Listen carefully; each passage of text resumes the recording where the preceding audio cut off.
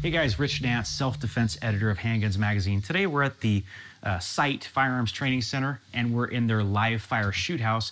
And we're going to talk about how to safely store a firearm in your home and some very basic concepts as far as being able to protect yourself and your family should someone break in. First of all, when it comes to storage, you want to use a dedicated safe. And if you have a traditional closet safe where you have your rifles and your shotguns and everything, that's fine.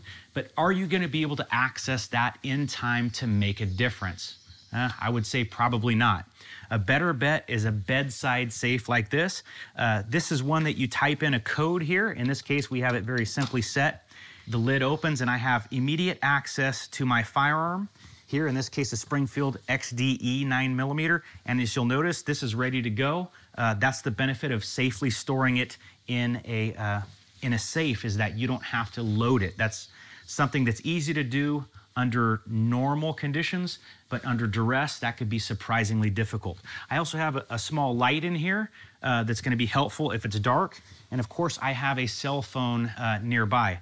If I'm by myself, I'm going to be the one on the cell phone, but I don't want to be so focused on the cell phone that I forget that I need that firearm and the light and that I need to be aware of my surroundings. Ideally, if you're married or have someone in the room with you, they can call 911 and start filling them in as to what is happening. So what do I do once I have my gun? Well, ideally, if I'm the only one in the house or if it's just me and other family members in that room, what I want to do is have everybody hunker down, get behind a position of cover or at least concealment. It could be a bed. Say there's a bed here.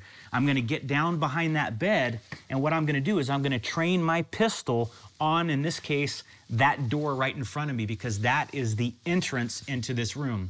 If someone comes in and I have my light, I can use that to help determine whether or not that's a deadly threat or perhaps someone coming in the room or in the house unexpectedly. So, unfortunately, that's not going to always be the case. Sometimes you're going to hear some sound, maybe it's your children screaming, maybe it's the sound of glass breaking, and you need to arm yourself and you need to go account for other family members. Let's take a look at how that may play out. All right, if this hallway represents a hallway in our house and our kids are screaming down the hall, let's face it, tactics are going to be out the door. We're going to probably sprint over there so that we're in the best position to be able to protect our kids. If you're a member of a tactical team or a police officer, you may be clearing each of these rooms incrementally as you approach them. But if you're trying to get down the hall in a hurry to check on your kids and they're not screaming like they're in immediate danger, you're probably going to do something like this as you train your gun on potential threats while moving down the hall. And from here, I can see a threat. I can see that this guy's taking my kids hostage, so I'm going to engage him from here. All right, there you have it. I was able to take out the hostage taker who had held my children at gunpoint. Make sure you give some thought as to how you can safely store your firearm in a manner that you can quickly access it.